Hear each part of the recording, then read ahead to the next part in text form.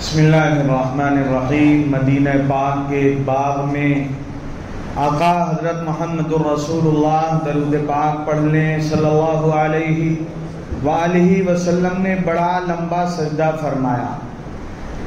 جب آپ باغ تشریف لے جا رہے تھے مسجد سے تو عبد الرحمن بن عوف رضی اللہ تعالیٰ عنہ دھیرے دھیرے پیچھے آپ کے ہو لیے، اور جب باغ میں پہنچے تو دیکھا کہ آقا صلی اللہ علیہ وسلم سجدے کی حالت میں ہیں اور بڑا لمبا سجدہ۔ گھبرا گئے، رونے لگے کہ کہیں اللہ نے ہم سے یہ دولت واپس تو نہیں لے لیا، آقا حضرت محمد صلی اللہ علیہ وسلم کا انتقال تو نہیں ہو گیا۔ آپ نے سجدے سے سر اٹھایا، انہیں گھبرایا اور روتا دیکھا تو پوچھا کیوں روتے ہو؟ عبد الرحمن بن عوف رضی اللہ تعالیٰ نے بتایا میں نے تو یہ سمجھا تھا۔ تو آپ نے فرمایا جبرائیل آئے تھے اور انہوں نے میری امت کی طرف سے جب مجھ پر درود پاک پڑھا جائے گا تو اللہ کیا کیا انعام میری امت کو دیں گے، زندگی میں، موت کے وقت، قبر میں، پل صراط پہ، حشر میں نقد انعام جو دیں گے، ان نعمتوں کی خوشی میں میں نے یہ سجدہ شکر ادا کیا۔ لمبا سجدہ۔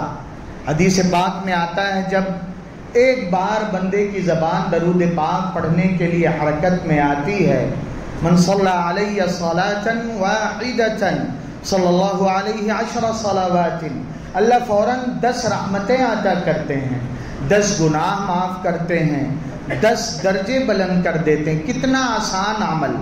اور اللہ کے بعد سب سے بڑا احسان دو عالم پہ کسی کا ہے تو آقا حضرت محمد الرسول اللہ صلی اللہ علیہ وآلہ وسلم کی ذات عالی ہے۔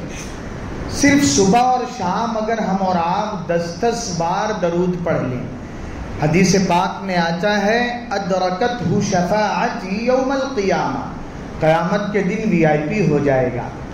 کہیں VIP کو پہنچنا ہو تو راستے خالی کرائے جاتے ہیں، ریڈ کارپیٹ بچھا کے اس کے لیے اعزاز دیا جاتا ہے۔ کل ساری کائنات کی انسانیت، جناتوں کی نسل جمع ہوگی، صرف 10 بار چھوٹے میں چھوٹا درود صلی اللہ علیہ وسلم۔ کتنا وقت لگتا ہے میرے بھائیوں؟ صبح پڑھ لیا اور شام میں پڑھ لیا، اتنا بڑا اعزاز، اتنی بڑی برکت۔ قسمت جاگ جائے، روایت میں آتا ہے کوئی 100 بار اگر دن میں پڑھ لے، معمول بنا لے تو اللہ تبارک و تعالی کتب اللہ بین عینیہ براءۃ من النفاق و براءۃ من النار، اللہ پیشانی پہ لکھ دیتے ہیں اس کا ایمان کھرا ہے، نفاق سے خالی ہے، یہ جہنم سے آزاد ہے۔ وَأَسْكَنَهُ اللَّهُ يَوْمَ الْقِيَامَةِ مَعَ الشُّهَدَاءِ، اپنے جسم و جان کا نذرانہ پیش کرنے والے شہیدوں کے ساتھ اللہ کل حشر فرمائیں گے۔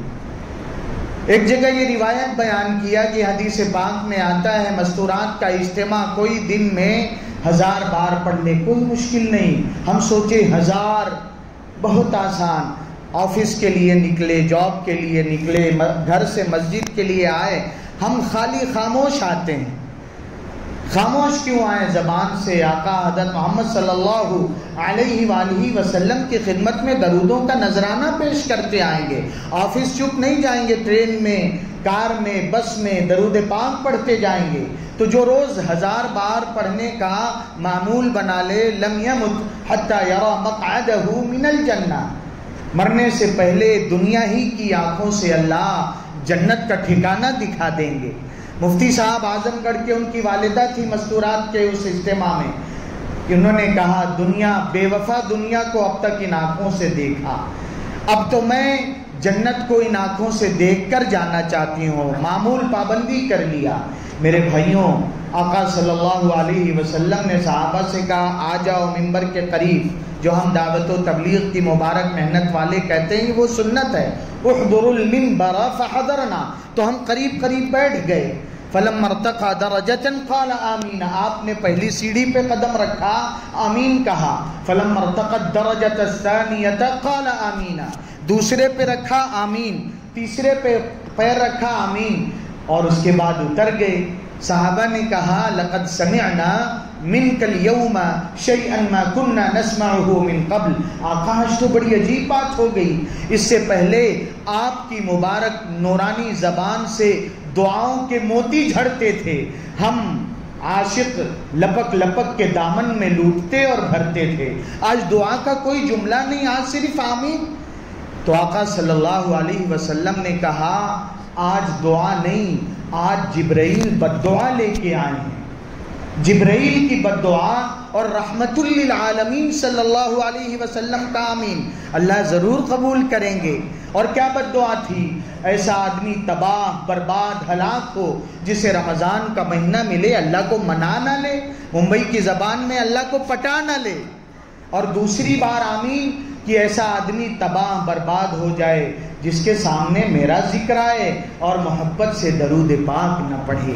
میرے بھائیوں، گھر کی مائیں بہنیں جو قربانیاں دیتی ہیں سال کے 12 مہینے، رمضان میں نہیں، رمضان میں ان کے روزے کی مشقت، سحری میں جلد جاگنے کی محنت، افطاریاں تیار کرنے کی قربانیاں، اس کا بدلہ نہیں دیا جا سکتا.